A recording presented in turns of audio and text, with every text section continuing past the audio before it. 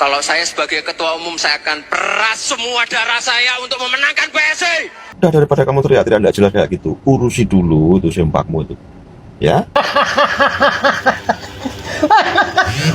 Ya pantas aja ya. Bersama PSI dan Termul siap menjadi juara pemilu 2029 dan menjadikan Mas Gibran presiden selanjutnya. Banyak bacot kau, ini sepakmu ketinggalan di rumah mantan.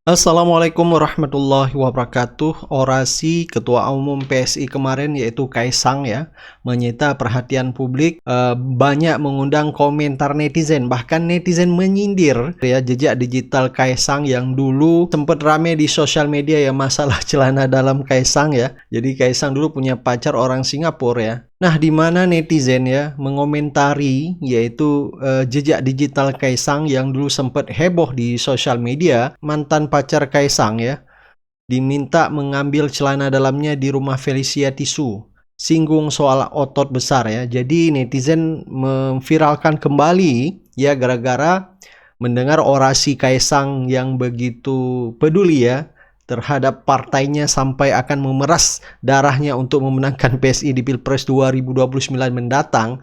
Nah, netizen menyinggung ya, tidak usah pikir masalah rakyat, tapi pikir bagaimana celana dalamnya yang ketinggalan di rumah mantan pacarnya di Singapura bisa diambil. Jadi inilah ya netizen masih saja mengingat ya jejak digital Kaisang. Nah, sampai netizen memposting ulang ya jejak digital, kemungkinan ini dari netizen juga ya, yaitu dengan menulis caption, "Gua berharap Kaisang punya nyali, ambil pakaian dan celana dalamnya yang masih ada di rumah Felicia.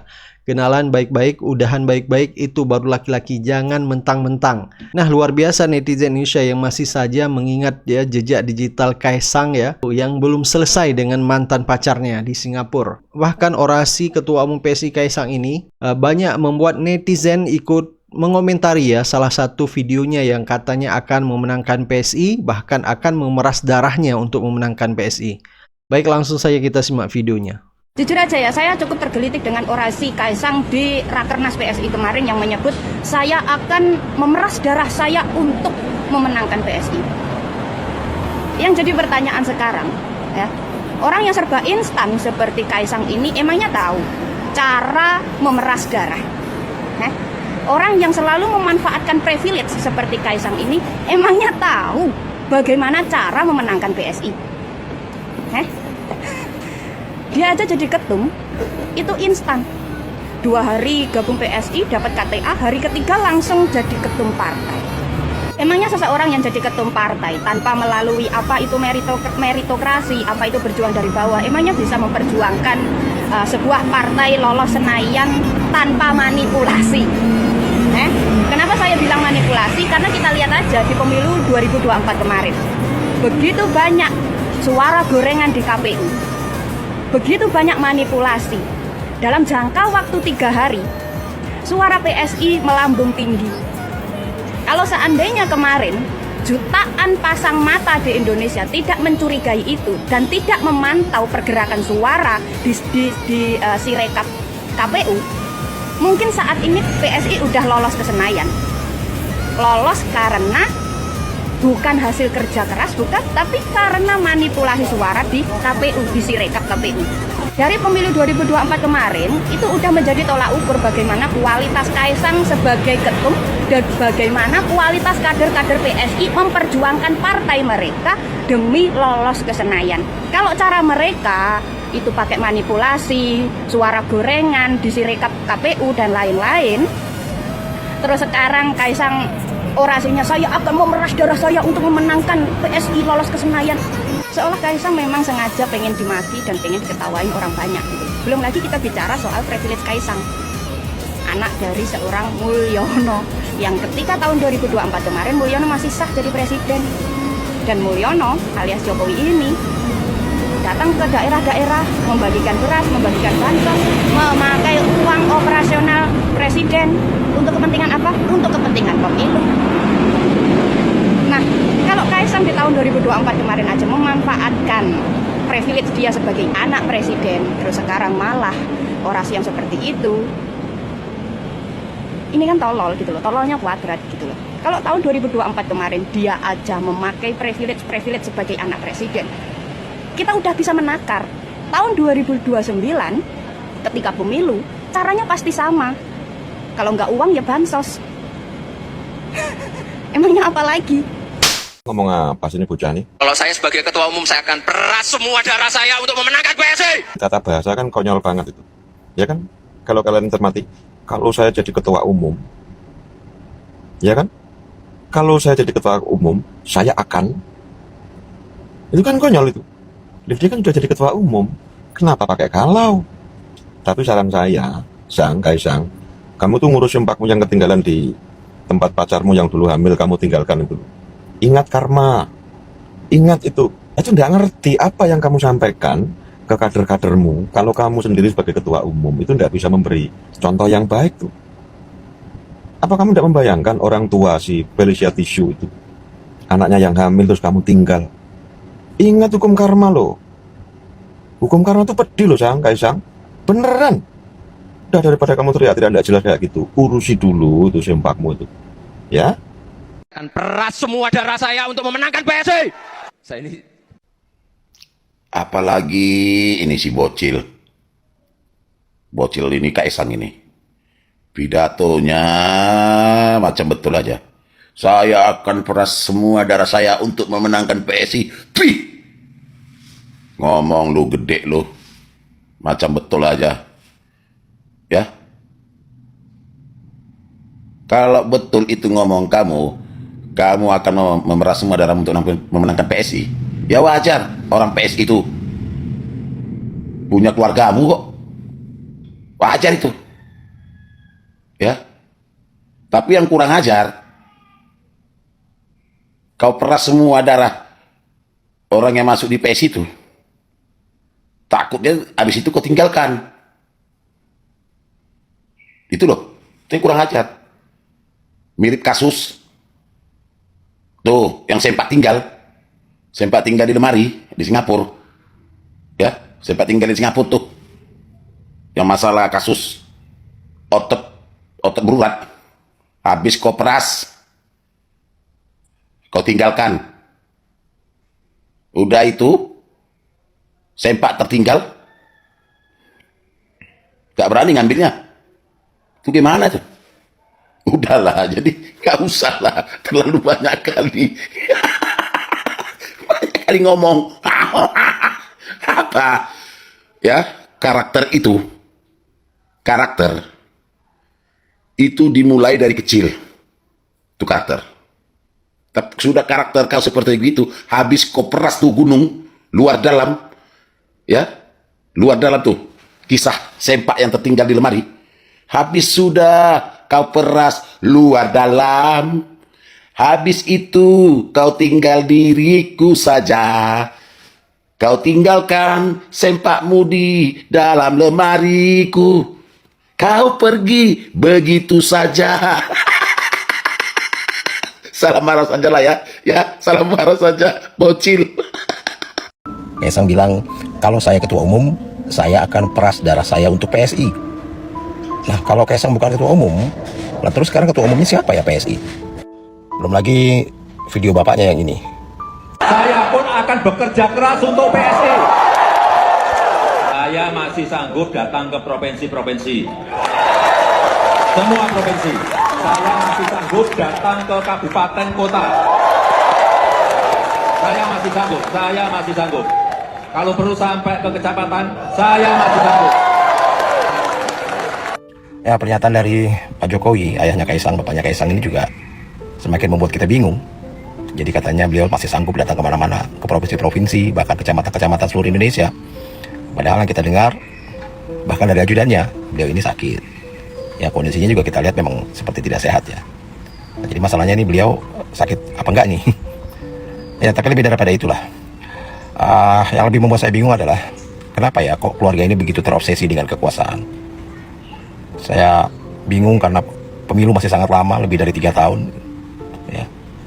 Hampir 4 tahun lagi, tapi mereka sudah begitu sibuknya dengan partai, dengan ambisi, seolah hanya ini yang ada di kepala mereka. Kenapa ya? Saya masih sanggup datang ke provinsi-provinsi. Kalau ke pengadilan, diam kamu. Saya masih sanggup datang ke kabupaten kota. Kalau ke pengadilan, saya bilang diam kamu. Kalau perlu sampai ke kecamatan, saya masih sanggup. Kalau ke pengadilan, saya bilang kamu diam dulu. Jangan ganggu dong. Ini saya lagi keren-kerennya. Gimana sih? Tapi yang lebih menarik dari pidato Kaisang, menurut saya yang sangat singkat itu, tiba-tiba dia bilang saya akan memeras semua darah saya untuk memenangkan PSI. Wah, lucu ini. Cuma kader PSI nggak ada yang ketawa gitu. Saya nggak tahu kenapa mereka nggak ketawa. Setahu saya nih ya, istilah memeras darah itu nggak pas untuk menunjukkan atau menyampaikan niat untuk bekerja keras, mati-matian, banting tulang dan sebagainya. Nggak pas gitu, karena konsep memeras darah itu konsep eksploitasi, penjajahan yang ekstrim gitu, yang menghisap darah rakyat. Ini kan kalian sering dengar seperti itu.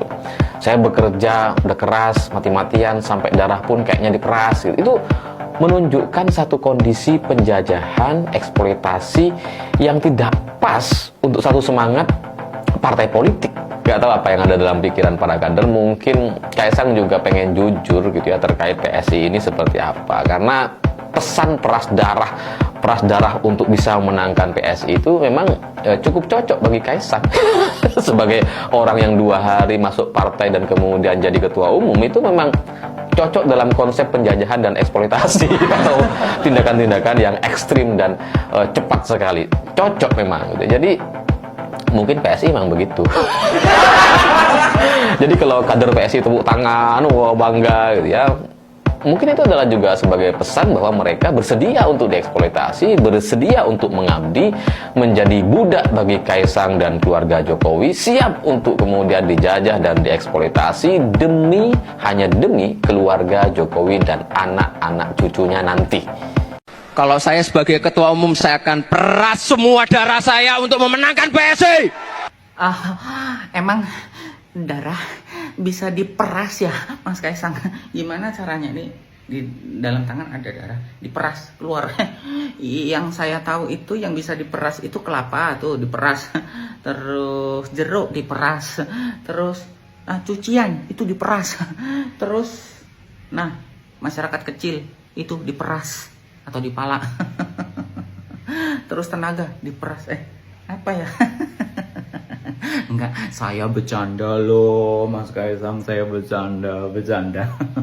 Saya yakin Mas Kaisang, kalau PSI tahun 2029 akan menjadi pemenang, akan juara 1, mengalahkan partai-partai besar. Apalagi di dalam PSI ada Pak Jokowi. Woi, siapa yang tidak akan nurut dengan Pak Jokowi? Apalagi rakyat Indonesia pasti memilih PSI karena ada Pak Jokowi. Saya yakin PSI akan mengusung calon presidennya sendiri dan akan masuk ke parlemen, punya kursi ya, mungkin 100 kursi lah ya di DPR RI ya. Saya doakan PSI jaya, menang. Jangan lupa saya dikasih jatah menteri. Halo guys, ada sebuah video yang bikin saya bingung. Kalau saya sebagai ketua umum, saya akan peras semua darah saya untuk memenangkan PSI. Nah, di video tadi kan kita sama-sama dengar dengan jelas ya. Kaisang bilang, kalau saya ketua umum, saya akan peras darah saya untuk PSI. Nah, kalau Kaisang bukan ketua umum, lah terus sekarang ketua umumnya siapa ya PSI? Belum lagi video bapaknya yang ini. Saya pun akan bekerja keras untuk PSI. Saya masih sanggup datang ke provinsi-provinsi. Semua provinsi. Saya masih sanggup datang ke kabupaten kota. Saya masih sanggup. Kalau perlu sampai ke kecamatan, saya masih sanggup.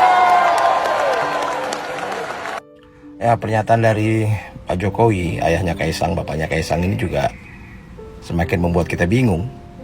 Jadi katanya beliau masih sanggup datang kemana-mana, ke provinsi-provinsi, bahkan kecamatan-kecamatan seluruh Indonesia, Padahal yang kita dengar, bahkan dari ajudannya, beliau ini sakit. Ya kondisinya juga kita lihat memang seperti tidak sehat ya. Nah, jadi masalahnya ini beliau sakit apa enggak ini? Ya tapi lebih daripada itulah. Yang lebih membuat saya bingung adalah kenapa ya kok keluarga ini begitu terobsesi dengan kekuasaan. Saya bingung karena pemilu masih sangat lama, lebih dari 3 tahun. Ya, hampir 4 tahun lagi, tapi mereka sudah begitu sibuknya dengan partai, dengan ambisi gitu. Seolah hanya ini yang ada di kepala mereka. Kenapa ya? Salam. Si Jokowi ngaku masih sanggup untuk keliling. Saudara-saudara bekerja habis-habisan untuk PSI. Masa? Saya pun akan bekerja habis-habisan untuk PSI. Serius, mi apa? Saya masih sanggup datang ke provinsi-provinsi. Semua provinsi. Kalau masih sanggup, kenapa nggak ke Sumatera? Di sana banyak saudara-saudara kita yang kena musibah. Butuh perhatian dari kita semua. Apa karena di sana urusannya buat kemanusiaan jadi Jokowi nggak mau ngelihat saudara-saudara kita? Sekalinya beredar video Jokowi ke Sumatera, ternyata video lama. Apa Jokowi cuma mau datang kalau urusannya politik kekuasaan doang? Jadi kelihatan banget kalau ini orang cuma peduli sama kekuasaan dan nggak pernah peduli sama nasib rakyat. Nyesel banget gue dulu pernah jadi pendukungnya. Apa lo?